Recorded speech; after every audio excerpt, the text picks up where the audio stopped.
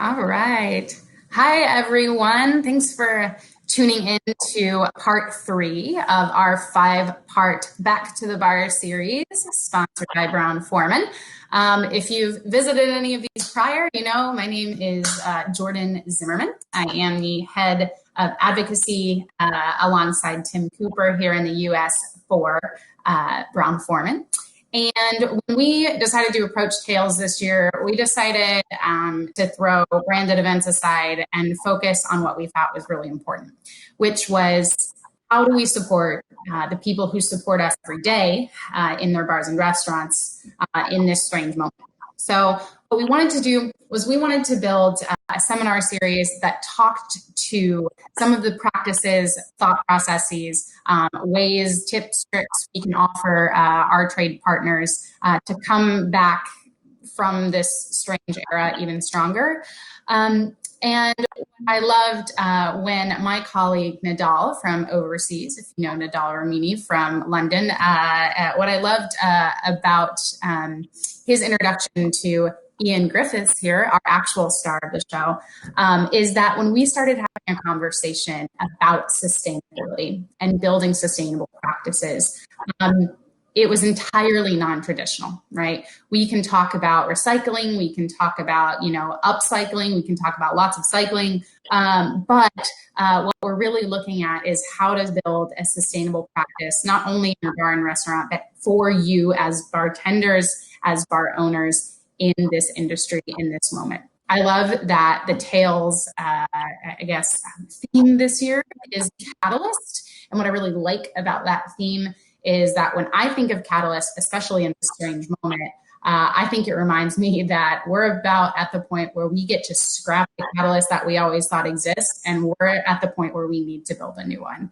And so I'm so excited for this talk. I'm going to go on mute and stay on mute for most of it because I'm letting Iain be the star here. But with that, I want to thank Iain Griffiths for being here to lead our seminar on sustainability in person and practice. And I'll let Iain tell you a little bit more about why he's the total rock star that he is and has allowed us to create the space for him today. So thank you, Iain, and I will pass it to you. Thanks so much, Jordan. With some parts of the world literally on fire, as basic human rights are continually eroded in others, and more than 4-century-long fight for equal rights has been reignited once more, to talk today about pineapple scraps would have been tone deaf, and quite frankly at odds with the gauntlet of emotions we're facing today. To that point, I want to offer my sincere thanks to Brown Forman, namely the wonderful Nadal back in the UK who first approached me, as well as Jordan, who I've met through shaping this talk, for the company's patience and understanding that today needed to be about more. Things are pretty fucked up right now, and it's a measure of us as humans to know when to set aside professional KPIs and simply have an honest conversation about where we're at, how we got here, and where we should be going next. I'll be splitting 100% of my speaking fee today between 2 Louisiana-based businesses, as I believe one of the best things I can do is keep this financial remuneration in the markets. They're both doing integral work that doesn't just warrant highlighting, but financial backing. Firstly, Southern Solidarity, whose work has never been more important. They deliver food, medical supplies, and shelter to over 300 families in New Orleans every day, and have just found reason to expand their operations to New York. While expansion is typically heralded as a positive thing, this obviously speaks to the ongoing gravity of issues in our world. Secondly, I'll be donating to Radical Exchange in Ashton Berry. She's someone who I highlight at every single talk, no matter where I present in the world. And it's in no small part to the fact I've taken and learned so much from her writing, talks, and conversations. The internet these days isn't always a great place, but if you use it to access powerful leaders and education, it's important to always understand that work and labor they offer doesn't come for free, and however you can, you should support. To start, I'd like to acknowledge that this may be a heavy talk for some to hear. I've written and rewritten this countless times now over the last few days. And despite 28 years of performance and public speaking experience, the emotion I've felt every time I've led it Reddit has led me to the fact that I need to read a lot of today's presentation to ensure I keep my place and nothing is lost. It's a deviant from my typical kind of means of presenting. And for that same reason, I've defaulted to not using my usual presentation deck of dumbass memes, Simpson and SpongeBob and other references. It didn't meet the tone I felt. It's also not going to run the full hour. I'm not going to drag out points for the sake of taking up a predetermined time frame. And lastly, and most importantly, this talk is being recorded and will be placed in the on-demand section on the Tails website for those who need to revisit it later. I'm bummed not to be in New Orleans this year. While my kidneys are undoubtedly grateful that I haven't attempted to drink my body weight in Jack and Coke at the dungeon, and my arteries are throwing up praying hand emojis for the fact I'm skipping 5 days straight of eating at Turkey and the Wolf. There is such an immense emotional and spiritual pleasure I take from being in a city like New Orleans, cutting about with close friends and making memories. Arguably, though, the planet is a little more grateful we're all not there too. And that challenge of balancing what we love versus what is truly good versus what is good for the planet is really at the center of what I want to talk about today. To be human is to be inherently wasteful, but it is also to be inherently hopeful. Before we dive in, a quick bit about me. I think it's the height of ignorance to talk in front of people assuming they know who you are. But if you have heard me talk before, you've got 2 minutes to check your DMs. A quick heads up that I tend to swear like a sailor. So if that offends you, buckle up. I'm born and raised in Australia. I'm one of 7 kids from a working class family. And the small town we grew up in, my mother always referred to as God's own country because she said he was the only prick dumb enough to live there. I've taken a lot from my mum, not least her knack for turning a phrase. We were quite a drama and arts-focused family, which is why I've been on stage since I was 5 years old, singing and acting and really doing whatever I can to get my share of the spotlight. My mum's also a caterer, and so since 8, I've been working events, progressing from peeling veggies to prepping the cold dips to clearing tables, and then that ultimate accomplishment of serving guests. When I was 18, I got a job immediately in the local sports bar. As my mother said, despite herself being teetotal her whole life, if I was going to spend every weekend in a bar, I may as well get paid for it. Fast forward 15 years, and where I'm at now is I've had an incredible life as a result of this industry. The travel I've done has been immense, as have been the friendships. But this industry has constantly given me a platform to speak out for the things I care about. And today will be no different. I love making drinks, but I've always been someone that more often spoke on the human element of this industry. I'm a founding part of the Mr. Lion Company, creating some rather special venues, drinks, and innovative practices along the way. And over the last 4 years, I've thrown some outrageous parties and spoken largely on sustainability with my company Trash Tiki that Kelsey and Ramage and I started. Today and tomorrow, we'll see Kelsey and I deliver our last few talks as Trash Tiki before an announcement about an important change in the company we've been slowly working to address for some time now. With that trash brand, we wanted to start a greater and more honest conversation about sustainability in bars. We felt in 2016 it was starting to be co-opted in ways that we didn't like, such as Most Sustainable Awards, which we're still yet to ever get a clear definition from anyone on what they can possibly mean or how they exist. We also thought we were working on some pretty cool recipes and we wanted to share them with the world. However, I really want to start by acknowledging that we definitely haven't always got things right, and we should have said that more often. We kind of operated on the assumption that everyone knew trash was one big experiment and that being the punk rock fuck-ups we were, not everything was perfect. The issue was that as we started to be perceived as successful, people stopped drawing those comparisons and start just hyping anything you do. Alongside of this, we never stopped to consider the fact that we were only reaching a privileged select few in the industry with our talks. By not following through with our online presence in terms of talking about the many issues we'd cover when we were face-to-face, we actually allowed the scope of the conversation in sustainability in our F&B world to become a lot narrower than either of us consider it to be. As announced yesterday, I'm at a place to step back after today from this topic and engage in some education I've ignored while others carry it on. And specifically, I know Kelsey and some friends have great directions to take it in the years to come. So today's talk is on sustainability and not just anti-waste drinks. And I wanted to start this talk with a really simple reality check. 100 companies are responsible for 71% of global emissions. By now, you've probably seen this factoid wrapped up in a cute little meme or two somewhere on the internet, but it bears repeating whenever we engage with topics about the environment, and it specifically feeds into today's larger picture that I'm trying to paint.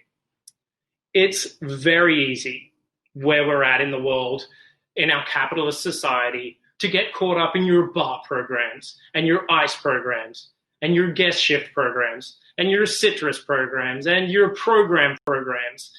And the reason we do that is the immediate return of accomplishment we get from that work. We think about something, we learn how to do it, we do it, and we say, good job to ourselves.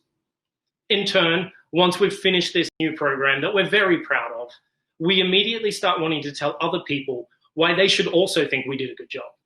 And if they're not doing the same program, or if they're doing it but not quite as well, we typically like to draw comparisons and point out why they're not as good as us, which is an overly simplified way of saying that humans can be total asshats when they want to. And some people, sadly, actually wake up every day wanting to be that way. However, your citrus scrap cordial is not going to save the fucking planet. That doesn't mean you shouldn't do it. In fact, you should most definitely. But you need to understand it as a practice for greater growth, and impact is something as an industry we're all overlooking. When we do this, when we point fingers at our colleagues and our peers and our friends and random people on the internet we've never met before and have absolutely no idea what that person might be struggling with every day, we distract ourselves from the larger and bigger issues. When we get distracted and focus that energy on each other, we let people doing the really fucked up things get away with it. And I'm not sure if you've watched a single crime or corruption inquiry in the last 200 years, but typically when people get away with bad things, they don't stop. In fact, they turn around and they do even worse. And they get very creative about how to get away with it. Like, say, creating a government-initiated program with 3 pretty little green arrows that tell people if they put their oil-based materials in a different bin, Mother Nature is going to be very pleased with them.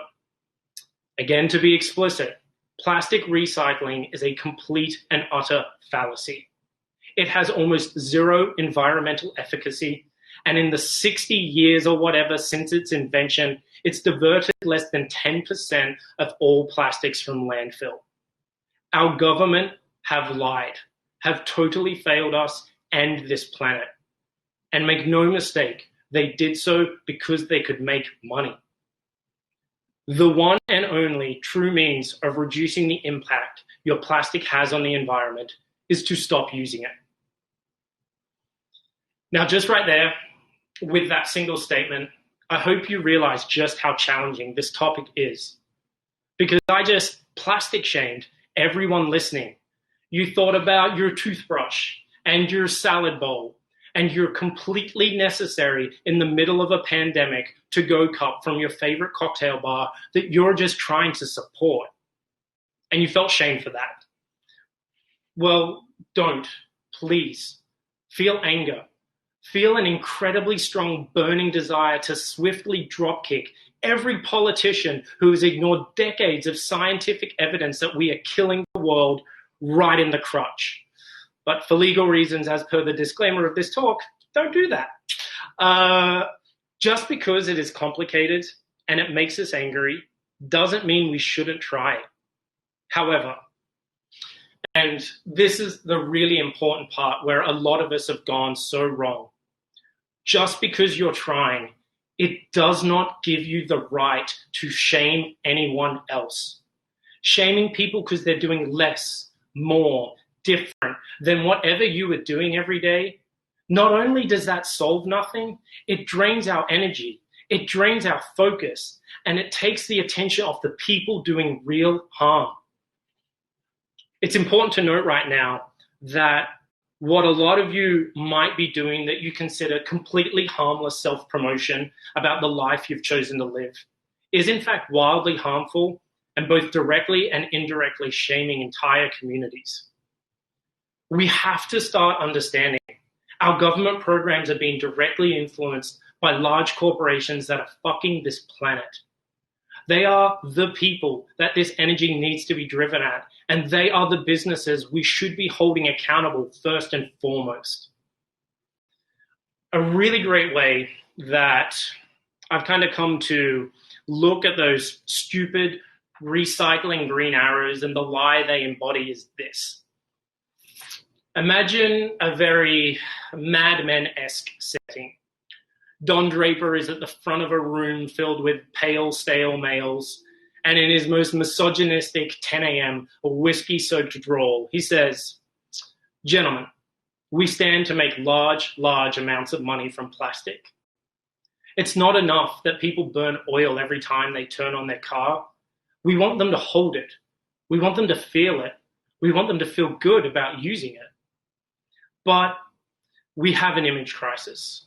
The science community is dragging up all kinds of hooey about how the production of plastic is melting the ozone, and that when people are done using their plastic TV dinner trays and their toothbrushes and their shopping bags, that it apparently continues to cause harm for like 500 years. Now, I don't know much about that science stuff, but I know people. And if we can give them a simple, feel-good symbol that they can believe in, that tells them, don't worry about where your plastic is going, we're going to take care of that for you, well, then plastic is here to stay, and so are our profit margins. And with his typical cheesy reveal, he says, I give you recycling. And just like that, 60 years, 300 million tons of plastic is produced every year, despite the fact we have no efficient manner to process and handle it. Again, it is not your fault that plastic is part of our everyday existence. Know where to direct your anger. So let's step back from the anger that we need to be projecting towards our governments for a second and refocus on what we can control, because that is the baseline of today. Because as always, what we can control is our attitude, our knowledge, and our approach. I believe as an industry, we've failed to tackle sustainability properly at any point because we've focused on trying to compartmentalize the conversation. We've tried to separate environmental from personal and then let social sustainability just exist somewhere in the middle. Because how could we possibly talk about all three at the same time? It's so challenging and complex. But if you take nothing else away from today, I hope you take away this. Societal, personal, and environmental sustainability conversations cannot be had in three separate rooms. They are intrinsic to each other on all levels. Furthermore, this is not a new idea. With colonization and industrialization, we as white people have erased centuries of thriving societies and populations who have mastered balancing these elements. It should not be a status symbol of white privilege to be able to address sustainability in your daily life. If anything, it should be a matter of shame and something that we are held to be accountable for at a level of embarrassment because we let it get this bad. I want to state something really clearly in case anyone chooses to be inspired by this talk and go off and create their own. I'm a white dude from a European colonized island that has privilege coming out the wazoo. The day I stand here and take up space and financial remuneration, lecturing folk on the immense advancement of civilizations my forebears committed mass genocide against, is the last day I should be allowed a microphone. The people who can speak on this deserve the space to do so. But additionally, I do want to add that if you are a company, a brand, a distillery, or a marketing agency right now with a sustainability policy, agenda, program, or what have you, if you're not educationally and financially engaged with Native communities for them to teach you and all of us what they have known for centuries, you're fucking up. I said yesterday, this is to be my final presentation on sustainability for a while, which is not because I do not believe of its importance, and I hope you can tell from the passion I have. It's definitely not because I think I'm done with this topic. More so, I feel I'm only just coming to understand it in a new manner, which is to say that today is touching on a lot of points I'm still coming to really grasp, and definitely this is not going to be the most perfect talk I've ever delivered. I also think I've banged on about this topic for enough time now, and you're all kind of sick of my shit accent, and it feels right to step aside and create space for those with fresh, new, and honest perspectives to be heard. This isn't about canceling sustainability. The hospitality voices we all turn to on these topics, such as Kelsey, Ryan, Doug, Claire, Nick, Brooke, VJ, and so on, they are deserving of your continued support. Knowing them as well as I do, however, they'll all agree with me that they are part of the conversation, and we all need to expand the people we learn from when engaging in sustainability. Specifically, we need to start engaging with more Black, Indigenous, and people of color communities around the world to remove all the bullshit, whitewash history we were taught in class, to shut up and to really listen to what people from these amazing cultures have to tell us. So consider the rest of this talk my attempt at a course correction on sustainability, or at least what I've contributed. I'm going to share what I've begun to embark on in the hope as my final talk, it drives all of you to do so as well. Today is about planting a seed of inspiration for us all to step back and realize how much privilege has been tied up in our talks surrounding sustainability for the last few years, and to move forward with a greater balance and a far wider perspective. Now, unfortunately, that work starts with ourselves. And I say unfortunately, as I know a lot of people and myself, you're tired. There's so much going on right now, and it feels like to take on any more burden would be to bring yourself to breaking point. But the good news is a lot of what you're potentially, hopefully, already doing the work on simply needs to be expanded to include your personal approach to sustainability. Firstly, as I highlighted before, refocus your energy. It really is toxic to be directing yourself and your peers, whether congratulatory or negative. Putting that energy there serves nothing. The shame is real, and social media only furthers bullshit notions of perfecting something that is in actual fact a lifelong process. If you haven't found a moisturizer that you like that doesn't come in a plastic-free container, neither have I. If you're still using disposable razors, I got tattooed 2 weeks ago, and you should have seen the fucking dumpster fire of plastic in the waste bin by the time we were done. We have to begin with understanding that to hold ourselves and each other accountable for living plastic-free, going vegan, or having the prep space in your bar to make your own tapatche, those are things of privilege. And when we bang on about them and showcase them as matters of pride, achievement, or superiority to somebody else, we make that privilege even more toxic by labeling it a status in society. There are two equally problematic elements to this. Firstly, by failing to recognize our own privilege, we are failing to see those who, for whatever reason, are going without that chance. By saying it's so easy to go vegetarian when I do my grocery shopping and I'm a better person than you for it, you're being ignorant to the fact that in the US alone, 30 million people lack access to a grocery store within 5 miles of their home. Which, as you hear that figure and think towards which marginalized and oppressed communities this affects the most, you are nearly 100% correct. Almost all of those are low-income, Black, Indigenous, people of color neighborhoods. And that is not an accident, but a direct result of government and corporations who could solve it tomorrow. You may have heard this discussed previously and referred to as food deserts, but this is increasingly being cited as a misnomer because that phrase, terminology, it suggests that those people have accepted and committed to unhealthy and unsustainable life, when the reality is they are fighting every day for change and waiting for us to do our part. Sadly, though, those communities are real and increasing. That some people live miles and miles from their nearest supermarket, and when they get inside, simply don't have the choice to avoid plastic or to be able to meet their weekly budget and go vegetarian or vegan. That is a reality that more of us in years to come will face. For the last 6 months, I've not been able to legally work and live in the same country at any point.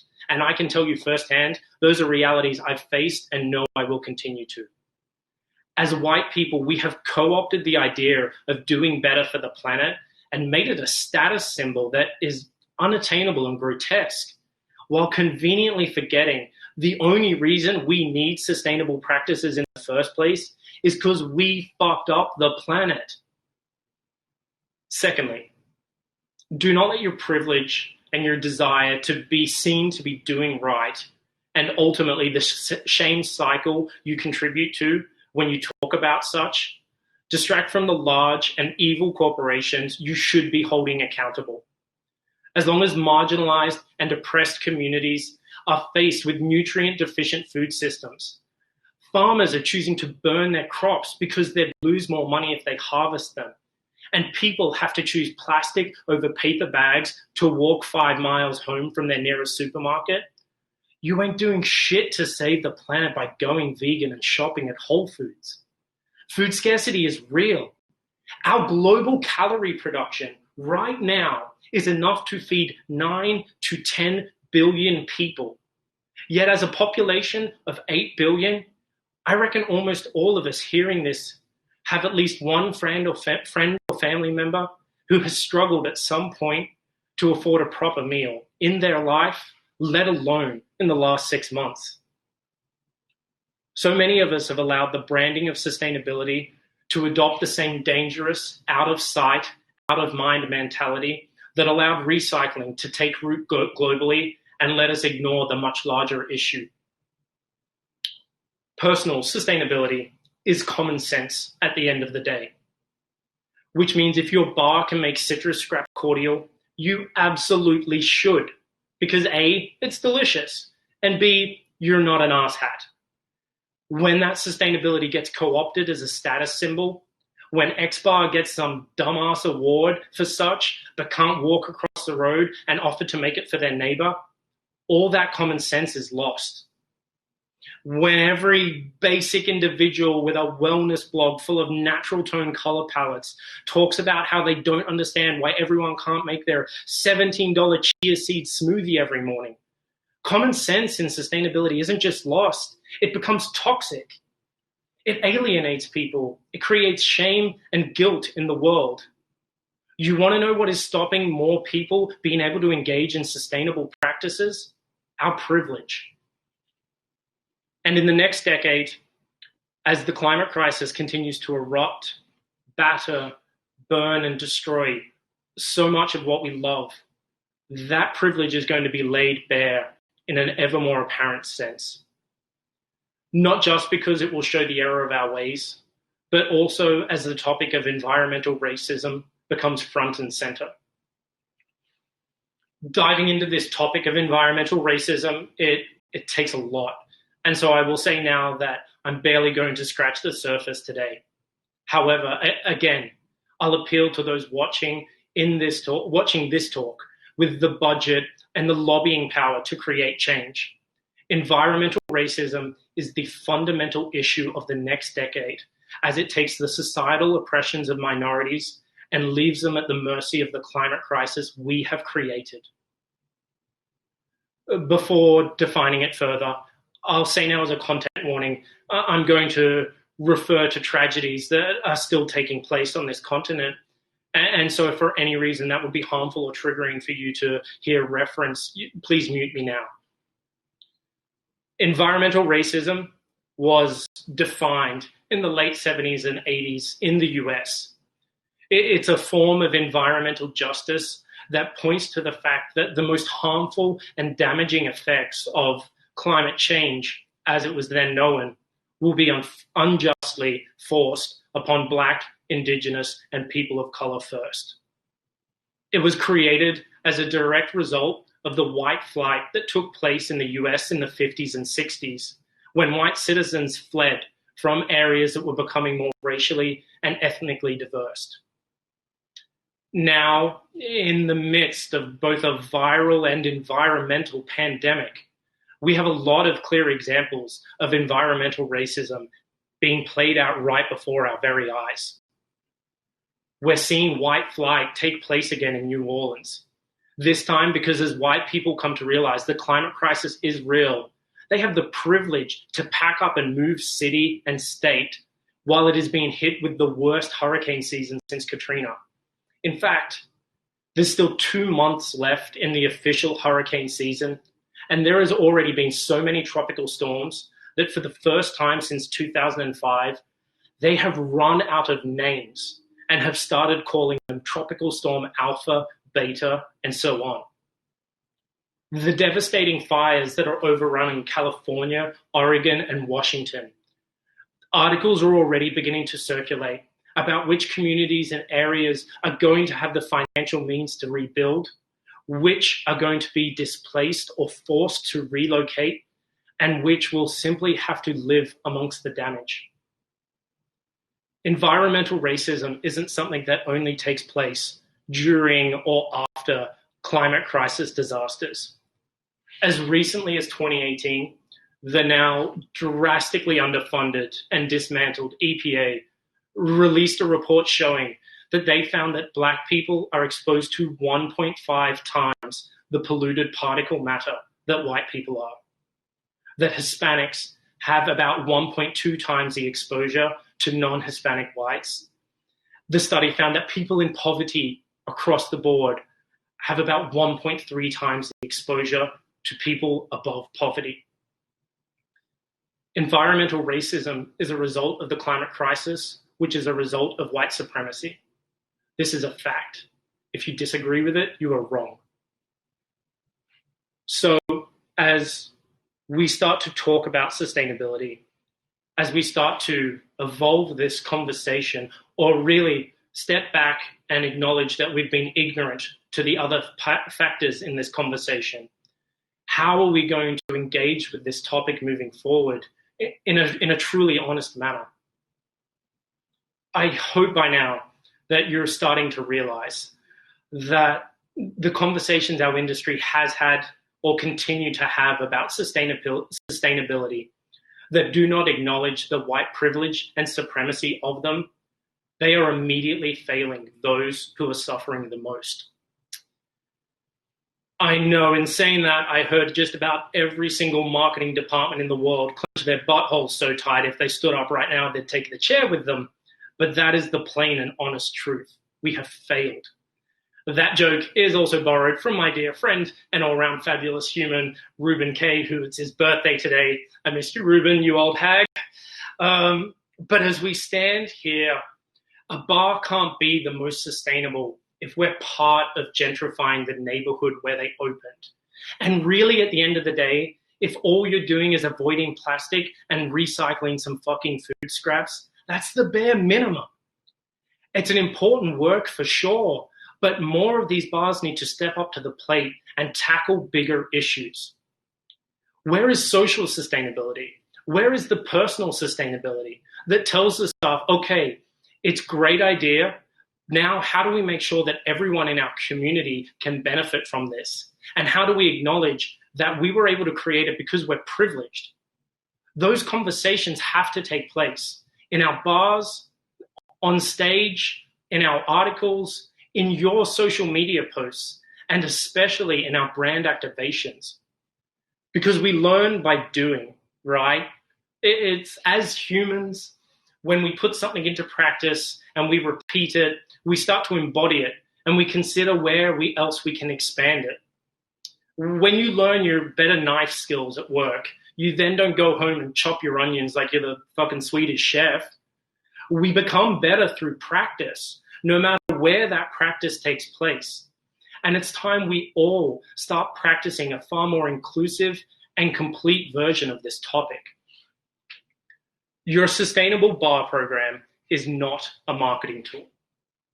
It is also not sustainable because of the spirits you do or don't stock, or the recipes you do or don't make. It should be a better way to engage with the community and offer your space up to those without representation. To lobby the governments of all levels to step the fuck up and do something more than color-coded bins that all still go to the same landfill. And if you're confused about how to start, a shining example that is emerging is Claire Sprouse and her new venue, Hunky Dory. So what can we all do? Because sustainability isn't cancelled, but this narrow-minded view that excludes so many needs to be moved past. I've mentioned practice and working on yourself more than a number of times, because that is where it's begun for me. It's about shifting a mindset to say, that's great that I might be able to choose to avoid plastic, but most can't. So while I'll continue to do that, I'll look towards which of my neighboring communities don't have that choice, and either start shopping there, financially supporting those businesses who want it, and just generally making sure I don't support people like fucking Bezos. If you have the privilege to choose where you shop and vote for change, avoiding plastic while other communities fall doesn't solve shit. It is turning around and saying, hey, our sustainable bar program needs to have a community action attached to it, to give space, education, and a platform to those who are being pushed out to meet and discuss proactive means of keeping this area diverse. And you're going to have to get political. Fuck the outdated proverb that bars are not the place to discuss politics. Your venue should be for the community, and your community is political. Our environment is just that. It's ours. We control the energy we put into it. We control the people we share it with to some degree. We control what it looks like in the next 5, 10, 20 years. A lot of people watching probably still think our trash recipes are shite for one reason or another. I don't care. Don't make them. But if not, what are you doing to practice a greater degree of sustainability? Standing there with your arms folded, being like, well, I just think fresh citrus is better in all cocktails always. So what? That doesn't mean that you immediately turn your back on everything else that is fucked up in the environment and community. Take the damn subway instead of driving and read up on your local council members. Get out of the comments section and trying to pick a fight and host a town hall in your bar about the fact the city's recycling program is literally garbage. Stop this narrow-minded view and this take on sustainability that it equals only food waste reduction, and that if you don't like that, you don't engage in the topic. Start understanding those having their basic human rights eroded before our very eyes are the same people who will be displaced from their homes in the next 10 and 20 years. They are the same people that are having oppressive food systems forced on them while we take pictures of living our vegan or plastic-free or whatever have you lives. Sustainability cannot be a conversation that continues to be held in a vacuum for the betterment of the most privileged. Your brand no longer gets kudos for creating paper straws that you only send to world-ranked bars, while the rest of the neighborhood is forced to choose plastic-wrapped fruit just to be able to afford rent. Sustainability must exist as a topic to fight environmental racism and to address the inherently racist food systems we all participate in every day. To acknowledge privilege and create actions that help and support those who are going without, it's going to take time. And it's going to take a lot of relearning, and it's going to take a lot of understanding that mistakes have been made, but what we do moving forward matters. The 1% of our own industry need to stop acting like they're helping anyone except themselves with our current talks and initiatives. Sustainability is definitely for environmental. No one can argue on that. It's personal because our actions, our attitude, and our approach, they are ours to control and put better versions of such into practice however you possibly can and choose. Most of all, though, it's social because it can uplift and change lives for the better, but to date, it has largely only further oppressed, and we all simply must be braver and try and do better. I know diving in on that was coming at you like a ton of bricks, and I hope you can understand now why I avoided using a presentation, but I really hope that everybody can take something from today. Step outside of this guilt and shame circle you find yourself in. Understand it's a lot bigger than one or two simple recipes, and start looking towards where we can enact positive change wherever, because we need to broaden this topic. We need to be far more accountable to where we head next. I have purposely obscured the Q&A as I wasn't sure much would appear in this element of it, but I do just want to finish by once again thanking Brown-Forman for giving me the space, my business partners for understanding the importance of this, and thank you to dialing in today. I really appreciate the opportunity, and if you walk away from this and choose to embark on any further education, I applaud you straight away because we all need to be doing more. Thank you so much, and yeah, cheers. Thank you, Iain. You can't see the discussion. At the beginning, there was a little bit of silence, and then there was a lot of, oh, didn't know I was walking into this, but I'm here for it. Yeah, I probably should have assumed that not everybody follows me on Instagram, but I did give a heads up yesterday. It was going to be less tapache and more heavy, if you will. But I love it. And I think that that's what, when we first had our conversation and I said, you know, I think sustainability is a really important topic, but I also want to make sure in this moment that like when we're addressing it, we're being really inclusive, because for me, it's, you know, we like you were mentioning, we can have sustainable practices in how we make a cocktail, right? But if we don't have an industry to go back to, if we don't have a neighborhood to go back to, if we don't have people from the neighborhood who are able to support our business, then we're not actually working in a way that is cohesive and sustainable at all.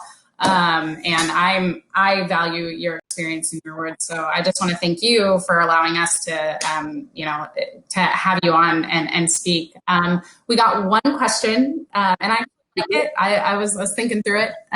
This is Jared, and Jared said, he's agreeing with me here. He said, sustainability isn't just about environmental stewardship. It's also about income sustainability, empowerment, politics, community well-being, quality products, quality of life, science, social responsibility, and philanthropy. Given nonsense like the recycling symbol, what resources do you suggest for finding companies and products that employ those qualities?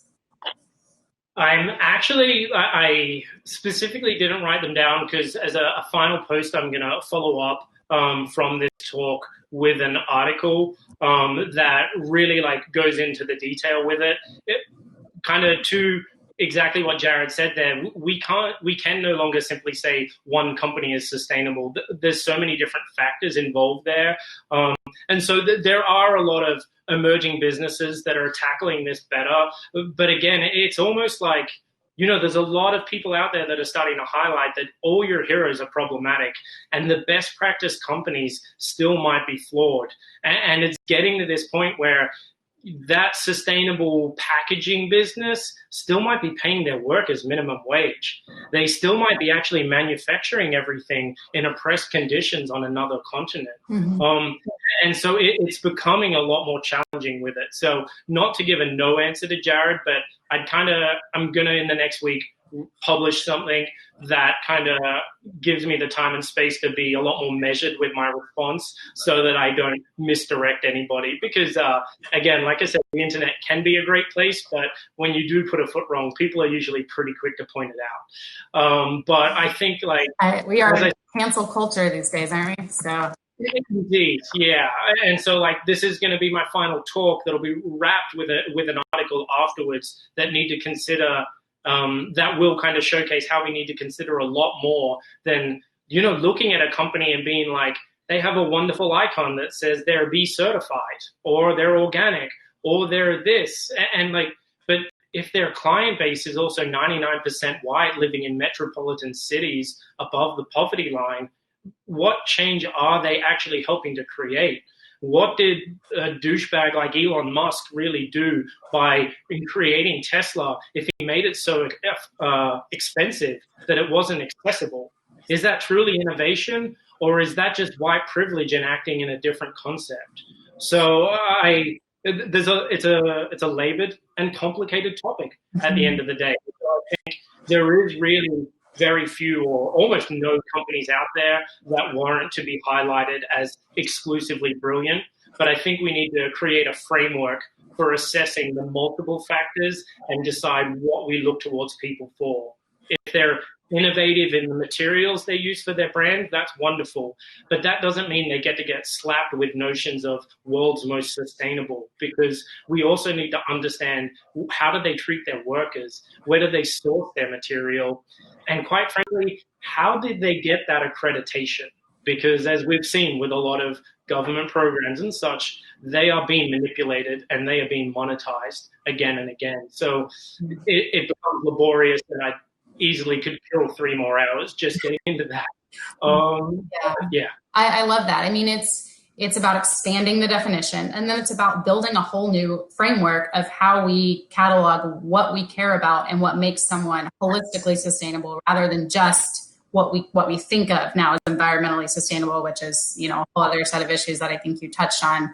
And I mean, my comment to Jared and to other people who might be having the same conversation around, especially if you're talking about bars or bar programs or suppliers, right, who represent brands. How do I work with people who are doing the right thing? I think you start with asking the people in that, ask them what their company is doing. If they can't tell you, perhaps it's time for their company to do more work internally to educate their employees about what they care about, right? Is it find on the internet? They don't need to promote it as we're the best because, but if they can't give you a report card of what they've done, if they don't know how to communicate that information to you, it's potentially problematic, right? And I think we can start having those conversations without just looking toward the gold seal of approval, because what does that seal mean, right? Exactly. And stepping back to figure out where they also came across those ideas, because there's plenty of people looking to take credit for ideas that are centuries old. And that, again, as long as people are allowed to monetize and kind of, take the innovations and successes of civilizations that we've contributed to eradicating, that right there just is another form of oppression that stops sustainability truly achieving its core goal. Absolutely. Absolutely. We have one more question here.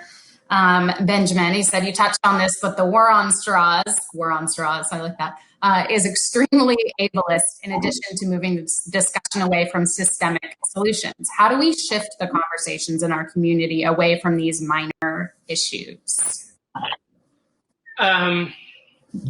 Shifting them away kind of comes on every front.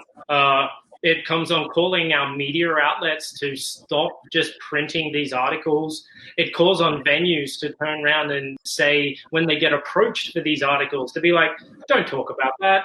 It's dumb.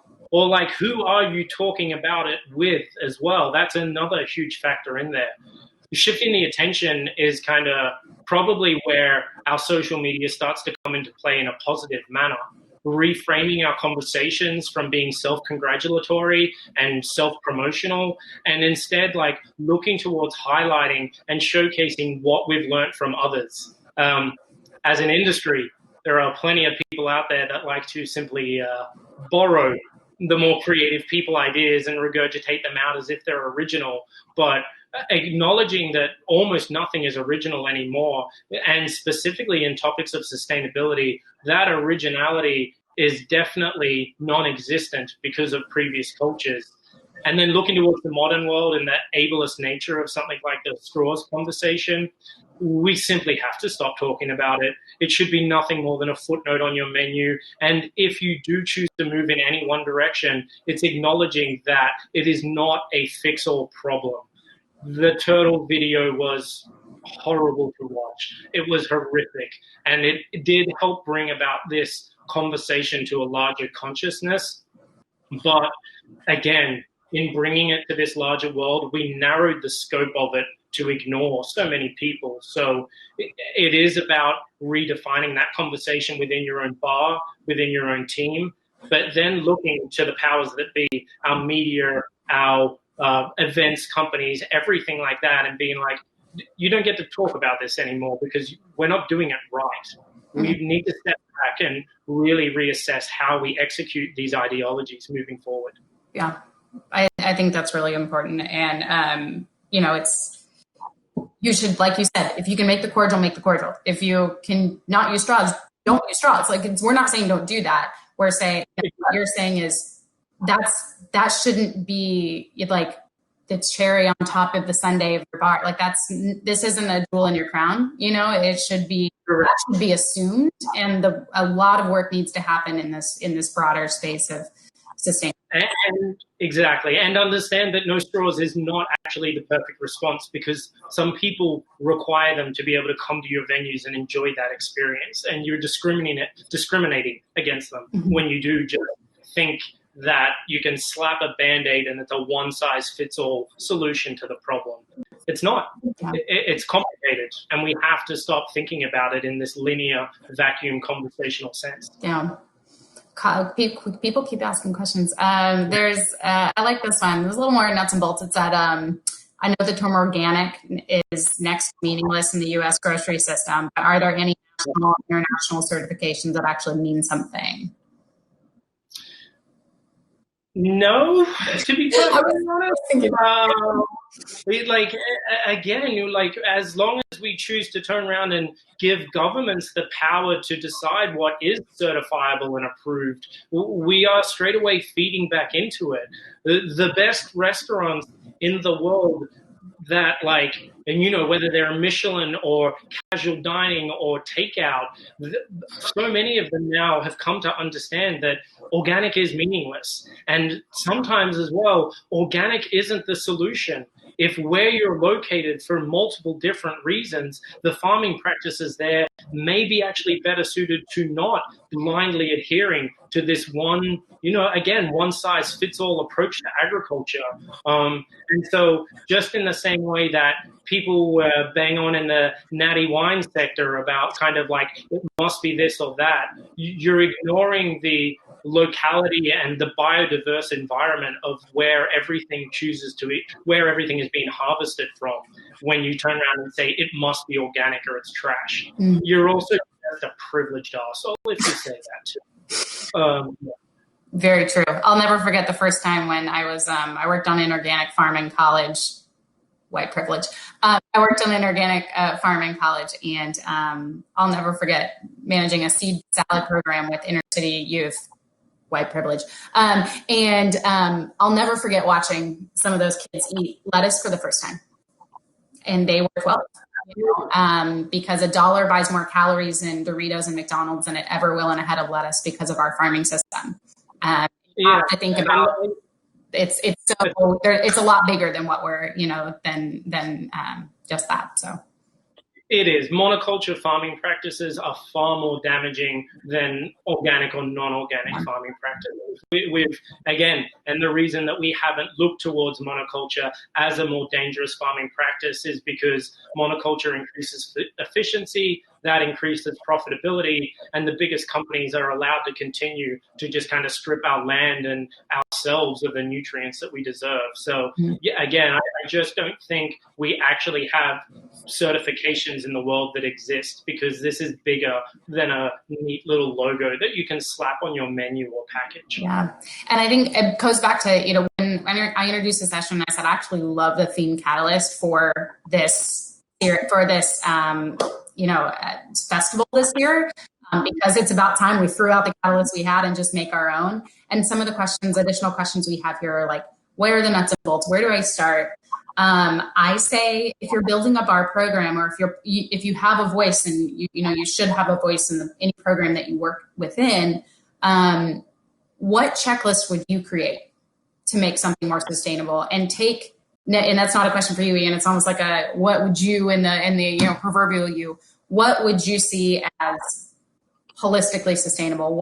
How does it speak to the community in which you serve, right? How does it speak? How do you sit in your urban space or your non-urban space? How do you source your ingredients, right? How do you create an inclusive environment in your bar? And how would you start to build that catalyst? Because there are small incremental changes that build up to the larger impacts. But I think what we're saying is the conversation needs to shift, and therefore the checklist that we're all looking for and the resources we are looking for might not actually exist in the way that they should to make a larger difference. So it's about time we write them, Yep.